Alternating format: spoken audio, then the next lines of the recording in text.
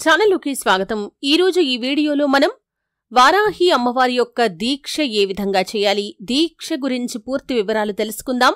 అలాగే ఎటువంటి తప్పులు చేయకూడదు, అలాగే వారాహి అమ్మవారి దీక్ష చేసే సమయంలో ఏ రంగు వస్త్రాలు వేసుకోవాలి, మాల ఎలా ధరించాలి, అలాగే ఇంకా అనేక రకాలైనటువంటి విషయాల గురించి వీడియోలో క్లుప్తంగా తెలుసుకుందాం. వీడియోలోకి వెళ్లే ముందు మా చిన్న రిక్వెస్ట్ ఏంటంటే, ఇదివరకు మా ఛానల్ని మీరు సబ్స్క్రైబ్ చేసుకున్నట్లయితే సబ్స్క్రైబ్ చేసుకోండి. అలాగే పక్కనే ఉన్న గంట సింబల్ మీద ఆల్ అప్డేట్స్ ని క్లిక్ చేయండి. అప్పుడే మేము అప్లోడ్ చేసే ప్రతి వీడియోకి మీకు నోటిఫికేషన్ అనేది వస్తుంది. హిందూ మత విశ్వాసాల ప్రకారం దుర్గాదేవికి సంబంధించిన రూపాలను సప్త మాతృకలు అంటారు. ఆ 7 సప్త మాతృకల్లో ఒకరు అమ్మవారు.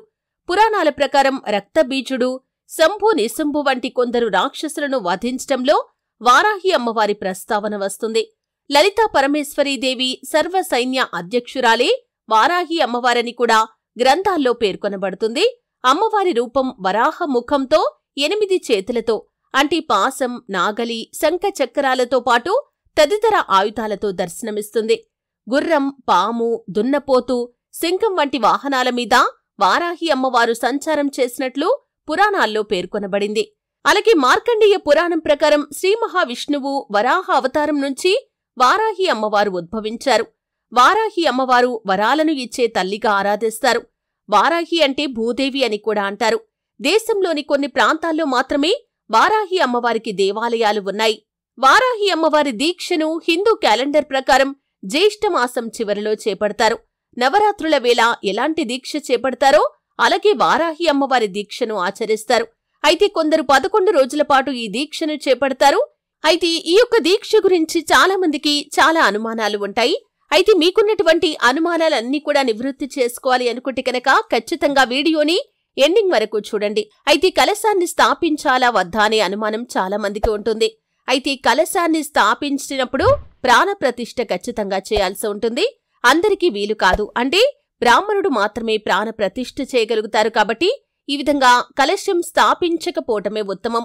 అలాగే అఖండ దీపం వెలిగించాలా లేదా అనే అనుమానం కూడా చాలా మంది భక్తులకి ఉంటుంది. అంటే వారాహి దీక్షను చేపట్టే సమయంలో అఖండ దీపాన్ని వెలిగించాలా వద్దా అనే అనుమానం ఉంటుంది. అఖండ దీపం వెలిగిస్తే ఖచ్చితంగా అఖండ దీపాన్ని మీరు దీక్ష పూర్తయ్యే వరకు కూడా వెలిగేలాగా చూసుకోవాలి. అంటే ఆ యొక్క అఖండ దీపం ఎప్పుడూ కూడా కొండెక్కకూడదు. కాబట్టి మీరు అఖండ దీపం వెలిగించకపోవటమే ఉత్తమమని చెప్పుకోవాలి.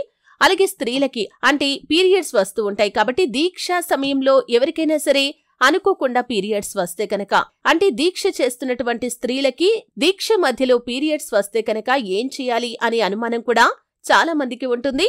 అయితే ఈ విధంగా మధ్యలో పీరియడ్స్ వస్తే కనుక ఆ యొక్క దీక్షను మధ్యలోనే ఆపేసేయండి. లేదంటే మీ కుటుంబ సభ్యులకి అంటే భర్త కావచ్చు, మీ యొక్క సంతానం కావచ్చు, ఇతరత్ర కుటుంబ సభ్యులు ఎవరైనా ఉంటే వారికి ఆ యొక్క దీక్షను అప్పజెప్పవచ్చండి. అలాగే దీక్ష చేసే సమయంలో ఏ వస్త్రాలు ధరించాలి అనే అనుమానం కూడా చాలా మందికి ఉంటుంది. ఎరుపు రంగు వస్త్రాలంటే అమ్మవారికి చాలా ప్రీతిపాత్రం. కాబట్టి ఎరుపు రంగు వస్త్రాలను మీరు ధరించి దీక్ష చేపట్టినట్లయితే కనుక మీరు ఖచ్చితంగా అమ్మవారి అనుగ్రహాన్ని పొందుకుంటారు. కాబట్టి ఎరుపు రంగు వస్త్రాలకి మీరు ప్రాధాన్యతను ఇవ్వాలి. అలాగే మాల ఏ విధంగా ధరించాలి అనే అనుమానం కూడా చాలా మందికి ఉంటుంది. కానీ అమ్మవారికి అంటే వారాహి అమ్మవారికి మాల అనేది ఉండదండి. అంటే రుద్రాక్ష మాలను వేసుకోవచ్చు. కాకపోతే మీరు ఖచ్చితంగా కంకణం అయితే కట్టుకోవలసి ఉంటుంది. అంటే అమ్మవారి దీక్ష చేసేవారు కంకణం మాత్రం కట్టుకోవలసి ఉంటుంది. అలాగే ఉపవాసం ఏ విధంగా చేయాలి అనే అనుమానం కూడా చాలా మందికి ఉంటుంది. ఒక పూట మాత్రం మీరు భోజనం చేయవచ్చండి. మిగతా సమయాల్లో పాలు, పండ్లు, మజ్జిగ ఇటువంటివి తీసుకోవచ్చు. అలాగే మరొక పూట అల్పాహారం తీసుకోవచ్చు. అంటే మీరు అన్నం మాత్రం ఒక పూట మాత్రమే తీసుకోవాల్సి ఉంటుంది. అయితే ప్రసాదాలు ఏం చేయాలి అంటే మీరు దీక్ష చేసే సమయంలో ప్రసాదాలు ఏం చేయాలి అని అనుమానం చాలా మందిలో ఉంటుంది. అయితే నవరాత్రుల్లో అమ్మవారికి ఏవైతే ప్రసాదాలు చేస్తూ ఉంటారో ఆ విధంగా ప్రసాదాలు చేసుకోవచ్చండి. అయితే కొంతమంది ఉద్యోగాల నిమిత్తం వెళ్తున్నవారు ప్రసాదాలు ప్రతిరోజు చేయలేని పక్షంలో కనుక మీరు అమ్మవారికి ఏదైనా పండైనా సరే నైవేద్యంగా పెట్టవచ్చండి. కానీ బెల్లం పానకం మాత్రం తప్పనిసరిగా అంటే ప్రతిరోజు మీరు బెల్లం పానకం మాత్రం సిద్ధం చేయాల్సి ఉంటుంది. ఎందుకంటే అమ్మవారికి ఇది చాలా ప్రీతిపాత్రమైంది.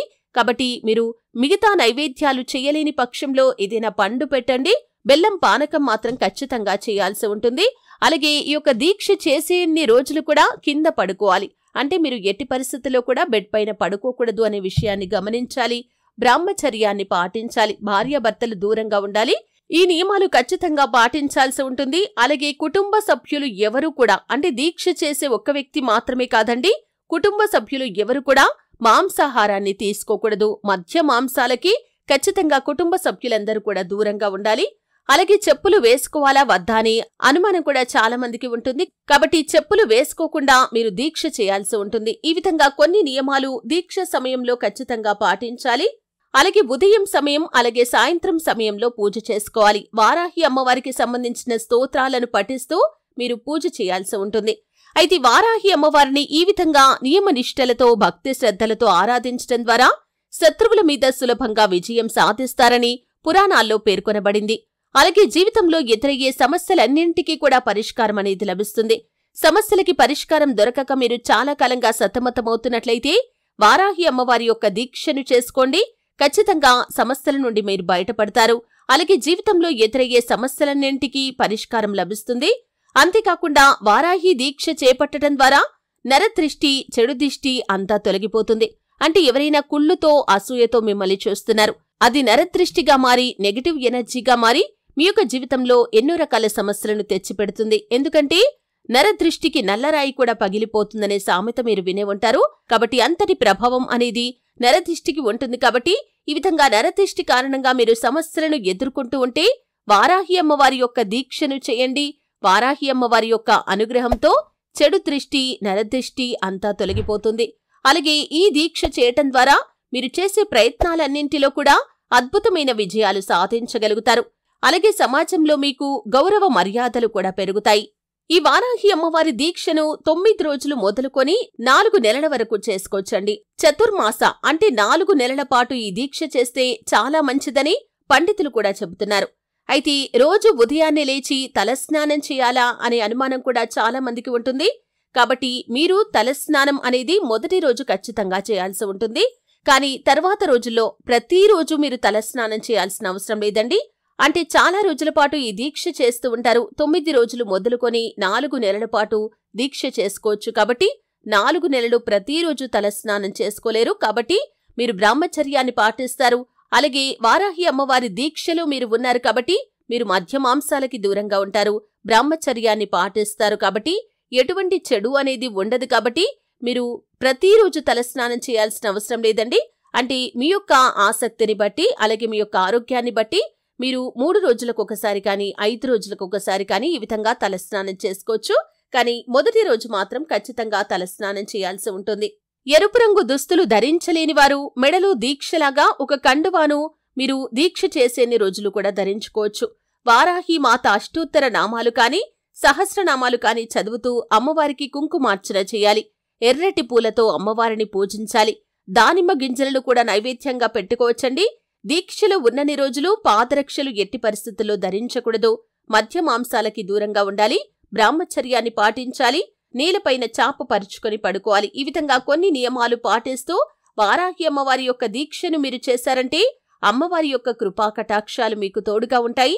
మీరు కోరిన కోరికలు నెరవేరుతాయి. మీకున్నటువంటి సమస్యలకి కూడా ఖచ్చితంగా పరిష్కారం లభిస్తుంది. నరదిష్టి, నరఘోష నుండి కూడా మీరు బయటపడగలుగుతారు. చూశారు కదండి. వీడియో నచ్చితే ఖచ్చితంగా లైక్ చేయండి. మరిన్ని మంచి మంచి వీడియోల కోసం ఇప్పుడే మా ఛానల్ని సబ్స్క్రైబ్ చేసుకోండి.